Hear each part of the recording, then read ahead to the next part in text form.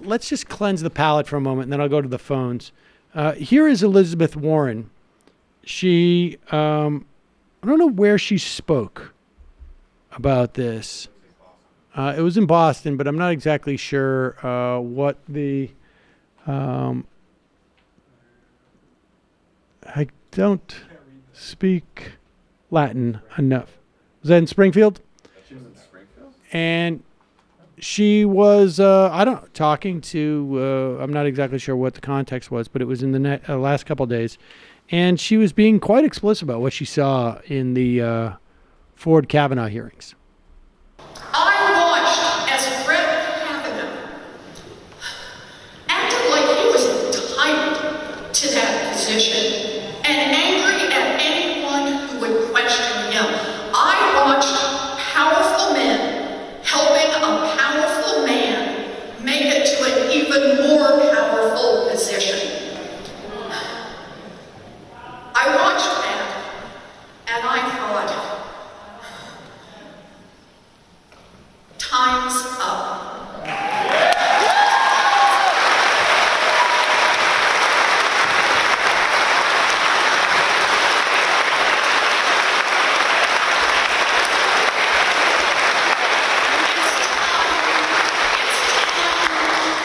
For women to go to Washington and fix our broken government, and that includes a woman at the top.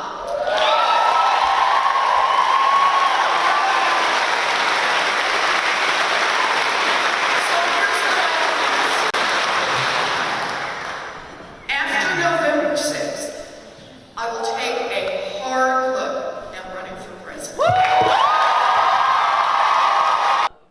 Oh, I didn't realize. Okay, so that is Elizabeth Warren making a potential announcement of her presidency. There was also another clip that she made that I sent right here. It's in the, pull that one, where she went on to talk about the dynamic that was taking place. I mean, I think you see these things, you start to realize that she is going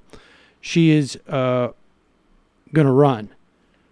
But here is what she had to say specifically about the Kavanaugh thing. Here is Brett Kavanaugh, who acted a lot like he thought he was entitled to this seat, and angry that someone would want to ask hard questions. But when he's angry, what do the commentators say? He shows how tough he is. He's back into battle. But I noticed that Dr. Ford, she's working her way through having to relive probably what was the worst day of her life. And then finally, Chuck Grassley turns to her and says, "Do you need a break?" And she says, "Will that work for you?"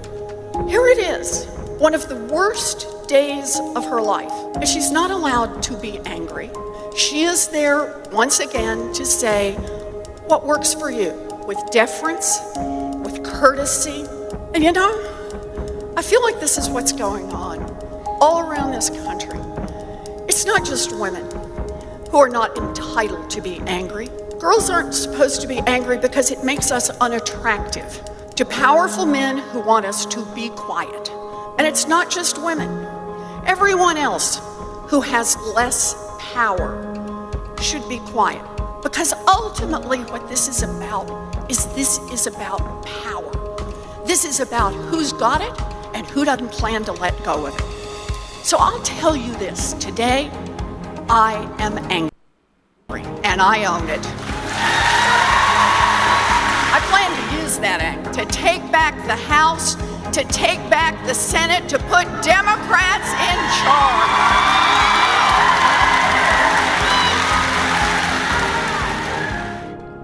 So that came out of the same talk that she gave in Holyoke, Mass, right outside of Springfield.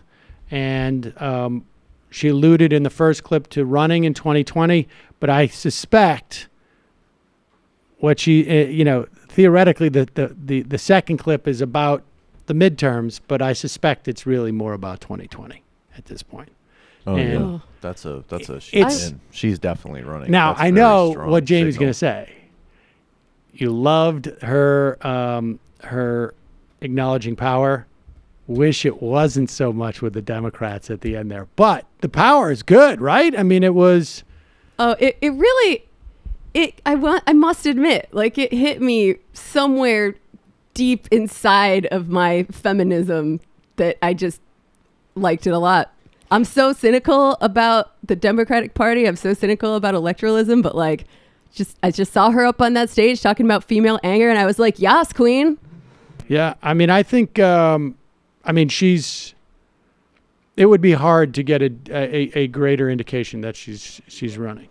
I think there's a problem with Democrats when they act like they're not angry. It seems disingenuous to the people that pay the most attention to it. Yeah, I think that's true. I hope she and Bernie are coordinating.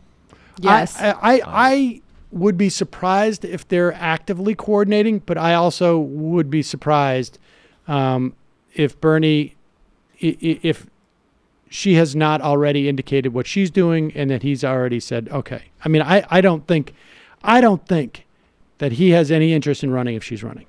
And I think that you're going to end up seeing him function in many respects as one of her biggest surrogates. I mean, I think you can already get the sense that people are starting to coalesce around her. And it's going to be interesting. It's going to end up being like Warren versus Biden are going to be the two big parties, I think, within, and it's going to be interesting to see how that plays out. But I mean, I think right there she captured what, anecdotally, I think almost every woman I have spoken to has said some version of like, this has been the most disturbing couple of days that they've had, at least since the election. Because in many respects, like that, what we saw there, where like this guy comes in, yells at the committee, blatantly lies, and gets away with it. She couldn't have been any more credible. It's just not possible for her to have been any more credible. She was a memory psychologist. And yet it was ultimately irrelevant. Not because his testimony put holes in hers, just because he dropped down I'm a white guy who was the deal when I was born was like, I have the ability to achieve this, and doing something like that was never, ever contemplated as something that could get in the way of that, of my destiny. And that indignation was enough for almost everybody in the room. I mean, obviously not the Democrats, but, in terms of the way they're going to vote. But that indignation was almost enough. And it, I think, just basically reminded women who have experienced this in one fashion or another their whole lives, like, oh, this is where we're at still.